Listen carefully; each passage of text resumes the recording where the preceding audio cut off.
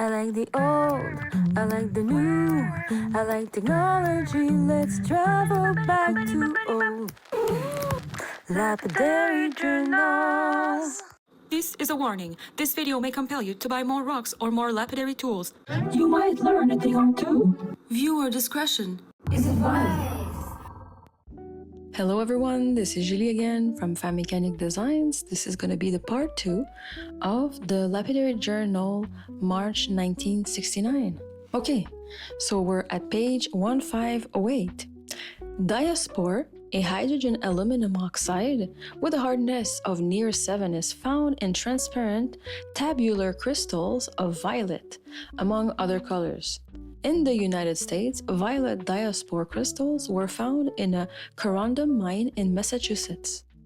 Norway, Switzerland, the Ural Mountains, and South Africa are among the worldwide localities. Manganese and/or iron may be responsible for the color. Facet quality andalusite comes in violet and an orchid pink tint. Pleochroism is pronounced in these gems, which are an aluminum silicate over 7 in hardness. Brazil and Ceylon are producers of these gemstones. A particularly well-colored violet occurrence is in Canada's Northwest Territories. Oh, nice. Small crystals have been found in North Carolina. There are several other colors of transparent andalusite, plus the opaque variety, which we know as chiastolite. Fibrolite or silimonite, so silly, has been found in a pleasing violet shade in Burma. Also strongly pleochroic, fibrolite is 7.5 in hardness. Due to its fibrous nature, the gems are often highly chatoyant. Although not found as gem crystals in the United States, both South Carolina and Idaho have silimonite deposits. Purple-red axonite has been noted in the Feather River country of California and also Mexico. Strongly pleochroic, the violet hues are subdued by the rather brown all-over cast, as the light produces a pale yellow and a brown tone, in addition to the violet, depending on the source of light and the angle from which the stone is viewed. Opaque purple gemstones. Scapolite, particularly the fibrous alteration penite, is found in a lilac color in Quebec. Oh, Massachusetts is another locality for violet scapolite and aluminum silicate of 6 in hardness.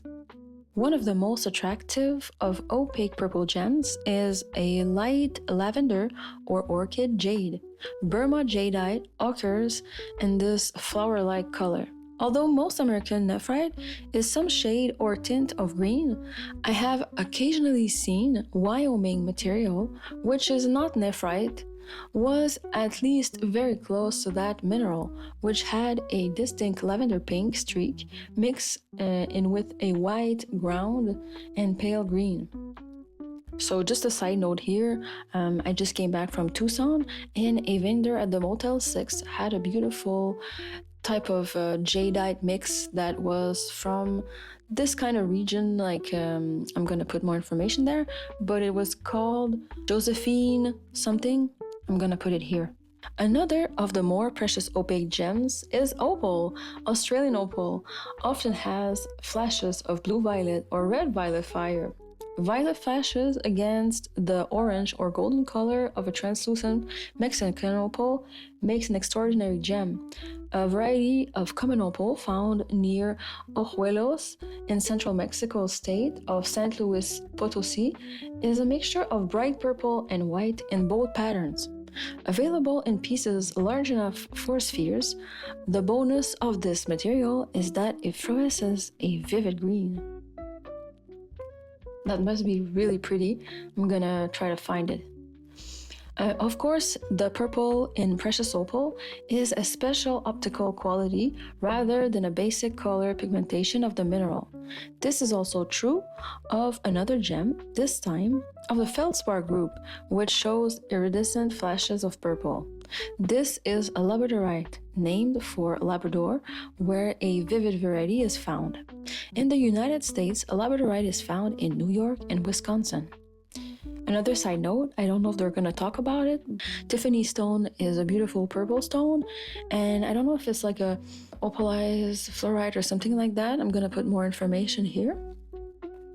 But it also fluorescents.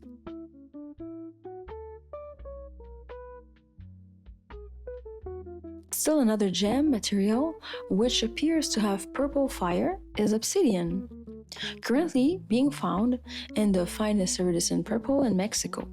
California's mountainous and remote northern countries have produced exquisite obsidian with a royal purple color.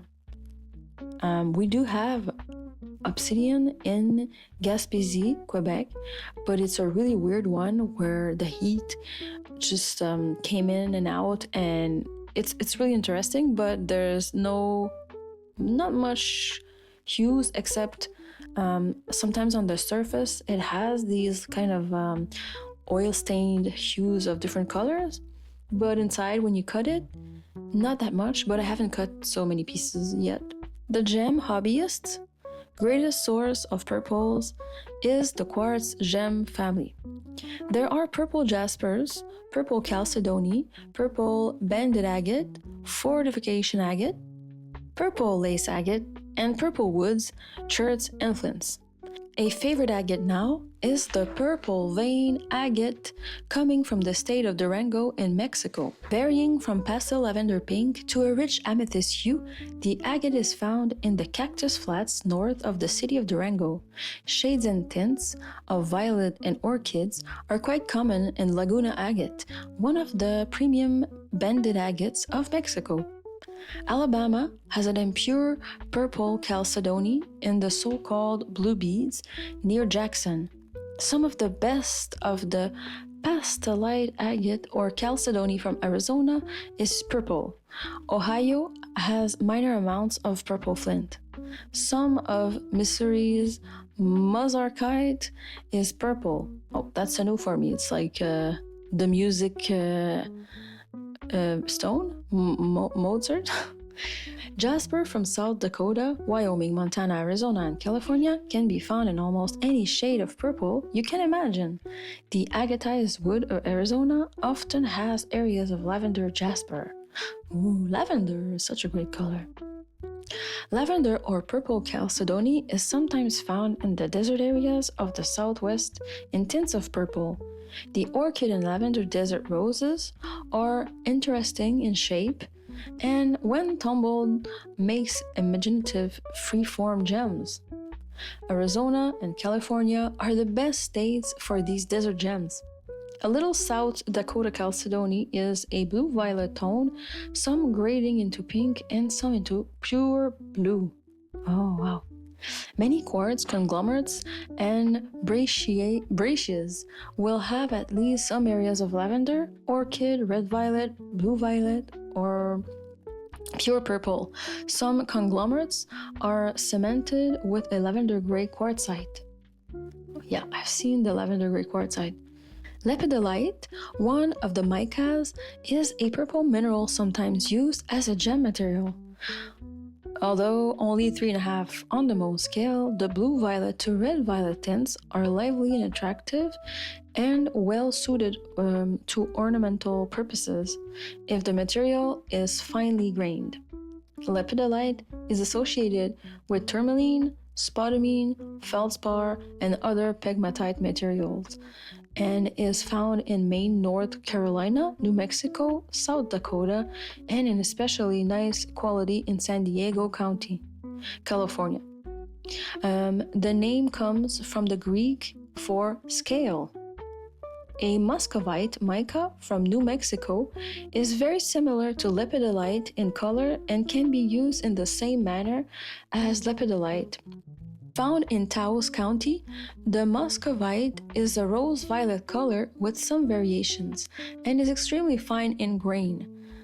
Considered a difficult material to cut and polish, new methods such as tumbling and automatic laps will produce a glassy polish on the best grades. Yeah, sometimes some gems don't want to cooperate.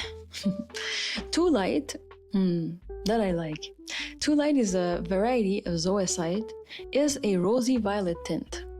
It's a 6 to 6.5 in hardness and was named for Thule, Norway, or Thule. They may not pronounce the H, I don't know.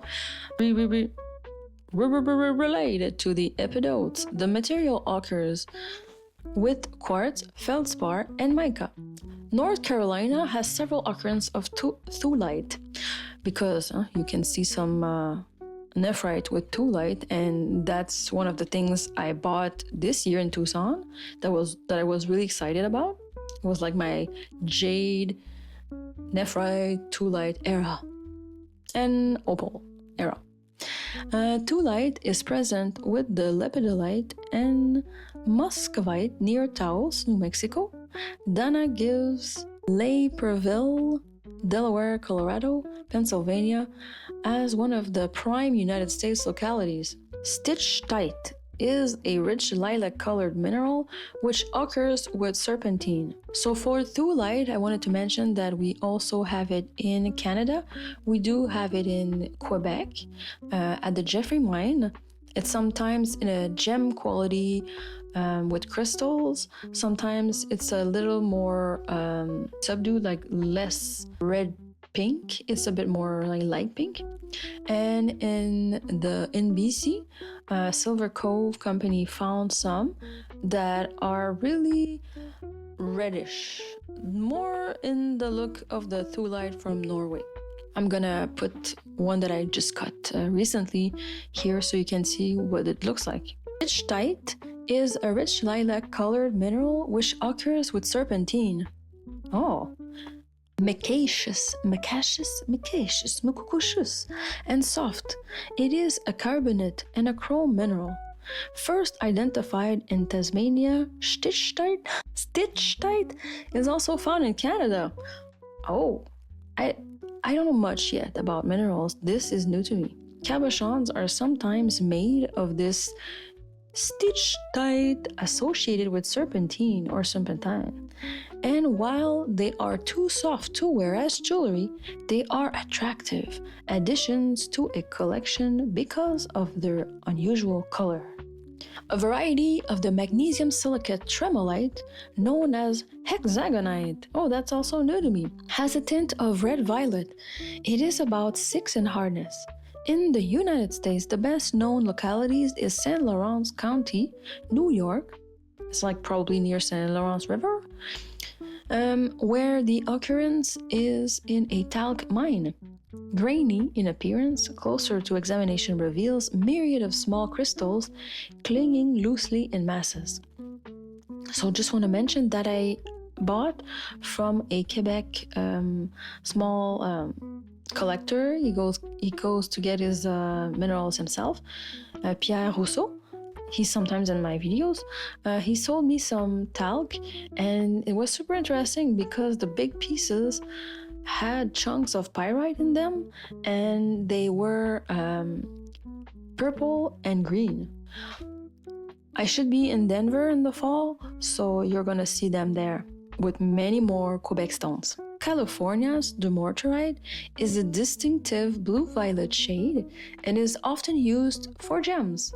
About 7 in hardness, the fine needles of aluminum borosilicate are embedded in quartz.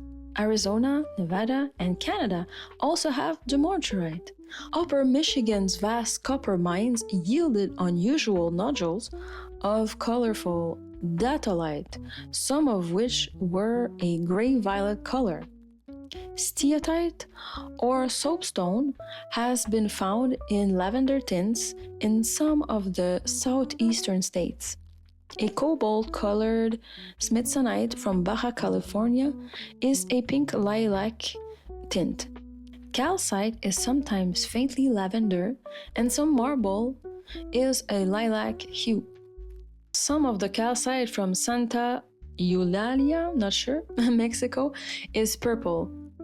Glaucophane, not glaucoma, a constituent of metamorphic rocks such as schist, comes in a lavender blue tone. Violet is also one of the colors for andalusite. One of the better-known purple minerals in the United States is fluorite. Fluorite can be carved, capped, and sometimes even faceted. Only 4 in hardness, it is nevertheless often so transparent and beautifully colored that it is used as a gem material. There are many localities of fluorite in the United States, available in a multitude of colors. Perhaps the most popular are the shades of violet and blue violet. Southern Illinois and the adjacent area of Kentucky across the Ohio River are the sources of the most spectacular fluorite crystal groups in the United States. Fluorite is also sometimes found in geodes in the Midwest and is plentiful in the mining areas of Colorado, New Mexico, New York, South Dakota, California, Nevada, and several other states. In the organic gems, we find that there are lilac or orchid-colored pearls, both among the freshwater and the saltwater pearls. In addition, lustrous iridescent shells have been used for lapidary purposes for centuries, and many will have a ground color or glow of purple. Side note, before I was a lapidary artist and before my jewelry career, I made different crafts, different types of jewelry, and maybe was it almost 20 years ago, I was making jewelry also with shells because I was working at an art store and just a customer like that said, oh, maybe you want to try that. It makes really beautiful jewelry. So yeah, I had a phase of making jewelry with shells. Before we keep on going, because I don't know when this article will stop, because it seems to be really interesting and really full of information and never ending, basically. I just wanted to go back and check some of the articles just for fun, just to see if we can have another craving of a machine of some sort. On this page here, they're just about different stones that you can purchase from a company called Commercial Mineral Corp in New York. And they were selling garnets, amethyst, rose quartz, tourmaline, aquamarine, opal, star sapphire, emerald, peridot, garnets, apatites, andalusite, zircon, smoky quartz, imperial precious topaz. And then on the right, they were selling a fire jade, copper and epidodin quartz, aquamarine, wire silver specimens, veracite, cal orange, Brazilian amethyst, genuine Italian goldstone. So never heard of the fire jade. It says spectacular nephrite variety of jade containing bright, sparkling, fire-like inclusions, varying from warm brown to rich golden in color, truly outstanding and different. And at this time, it was about $17 a pound. So you think it is expensive for that time? And maybe it's a super rare jade, the nephrite jade that I've never seen. And also cal orange, I don't know what this is. It's a rich, vivid, deep orange massive calcite in translucent to opaque chunks showing chatoyan crystalline aggregates when cut. South American material for carving, slabbing, or cabbing. It must be pretty soft. So since it's a calcite, just wonder if it scratches really easily. And this one is $4 a pound. And here we have a company called Lapidary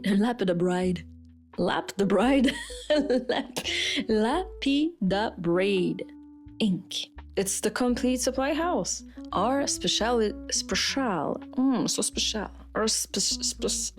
I cannot say it.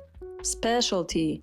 Our specialty is abrasives, especially designed for use by the amateur lapidary. Special abrasives for every need. Silicon carbide, aluminum oxide, natural corundum diamond. Any mesh from the coarsest to minus micron. Sizes and mesh and sizes are guaranteed. Send for a complete catalogue covering all abrasives used by the lapidary. So every time I see an ad, I check if they still exist. So you're gonna see on the right side if they exist. Oh, there's another type of book that I may look if it's still available. It's called The Mineral Kingdom. A new illustrated catalog, complete 1969. Completely illustrated catalog is now ready, containing over 100 pages of lapidary equipment, supplies, gem, rough, tools, jewelry parts, etc. $1 per copy. Refundable on $5 purchase. Eh?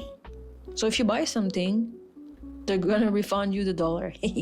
An excellent book, The Mineral Kingdom, by Paul E. Desautels, curator of the Smithsonian Institute, Washington, D.C. Photographs by Lee Bolton, noted natural history photographer. From King Solomon's magic ring to the contemporary magic of lasers, this is an exquisitely illustrated exploration of the world of gems and minerals. Of its 252 pages, 72 are in full color, which faithfully reproduces the brilliant luster of these ageless stones. In lucid, accurate terms, the author guides his readers through the history of the mineral kingdom. Mr. Desautels also surveys the wonders of the mineral world, crystallography, gemstones, minerals at work, and classic specimens, and readers will enjoy referring to the many photographs, charts, and drawings. This is the only basic book which includes an introductory text, field guide, cultural exposition, scientific history, and information for the hobbyist and connoisseur, all with the necessary illustrative material. There is also a comprehensive index for easy reference, only $14.95 post-paid. Does this company still exist? We'll learn in a second. Aspen Lapidary Co. On to the next page. Now I see a little kit that looks really nice. It says now wild. No, I'm so wild, I read wild. Now Wilkcraft, it's hard to say, makes this special offer to gem and lapidary clubs. What is this? It's a deluxe hand caster kit, complete kit for $119. That's a kit that I would have needed when I started, but yeah, maybe it's a kit that is really interesting if you want to teach as well. On the right side, we have a Easy Lap. That is something I don't own and that I want in the future. It's automatic vibrating machine for grinding and polishing flat surfaces. So I have a lot of geodes from Guest PC, so I could cut them in two and put them here. So this was only $39.80, and we're gonna see if it still exists. Le Bourget District. I think I'm gonna be able to finish the article because it seems like this is the end. So I'm just gonna read this and we'll see if I have more time to read more. What causes the colors of purple gems? Huh? Do you know? A number of mineral inclusions and other natural phenomena produce the many tints and shades of purples available in the mineral kingdom. One of the most usual causes of purple coloration is the presence of manganese or iron as trace minerals or as major constituents of the gem materials. iron is responsible for the magnificent deep tones of the Canadian amethyst, but it is present only as a coloring agent and not as a basic part of the quartz formula. However, the garnets, which are colored by iron, include the iron in the formula of the mineral. Such a mineral is known as idiochromatic, while allochromatic refers to the gems or minerals which would have no color if chemically pure. Chromium is responsible for the rich hue of pyropes and the red-purple of alexandrite. Chromium, it's like in my mind, chrome is always green, but it seems like it can do a purple. Oh, that's interesting. Okay, as well as the purple red of some rubies and spinels. The definite purple hue of stitchite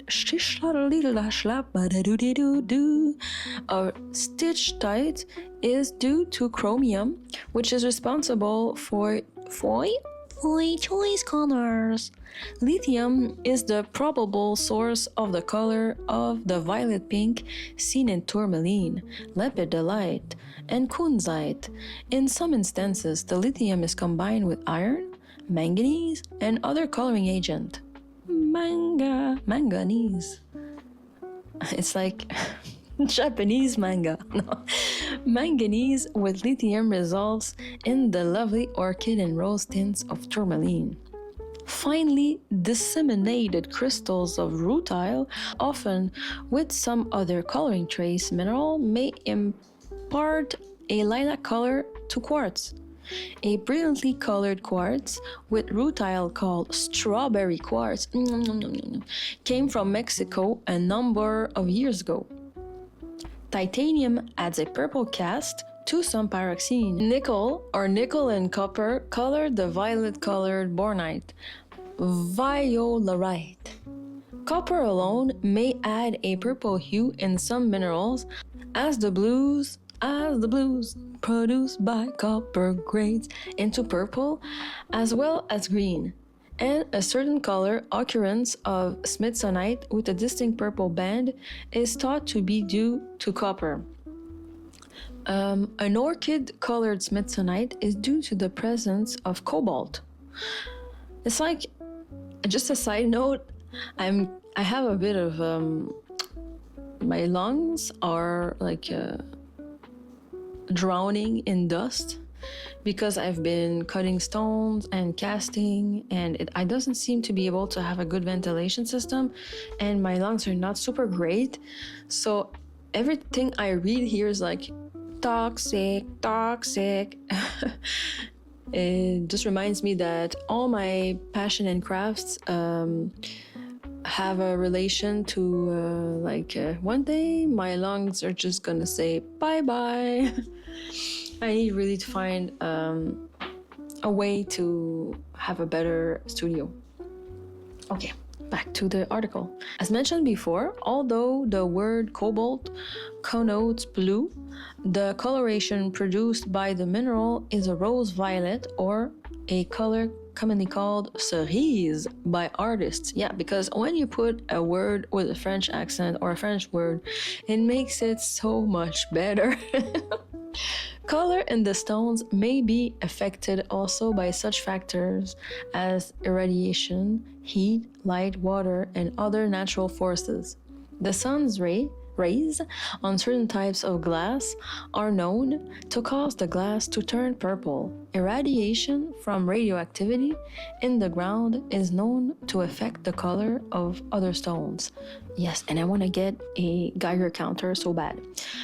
Also, some rock exposed to the sun over long periods of time will fade. So that's why most of the stones that I have in the store, I don't put them near the glass, because I still don't have a film that is like UV protective for my my big windows. Of course, men too can control the color of gems, as witnessed in the gorgeous peacock colors of synthetics. Other ways to change the color of stones are the use of chemicals or dyes, heat treating, and the use of radioactivity. The final color of an individual gem depends also on the way it is cut and polished. The easiest example of this is that too thin a cabochon of any translucent material appears faded beside a large piece of the material. Such factors as inclusions alter the appearance color of gems. The inclusion of small amounts of water may affect opal and other stones. Some of the Mexican agates appears to be colored by uncountable minute beads of pigment in clear chalcedony. Growth lines in stones, phantoms, and fractures all influence the appearance color of the gem. Since before Christ, purple has been a favorite color rich in significance of many kind. Now, since the best grades of intense purple gems are becoming very sparse, it seems that the popularity of purple gems, rather than diminishing, is greater than ever before. I'm done with part 2. Stay tuned for part 3 and for the bloopers at the end. Upper of the photograph, nickel barnacle, nickel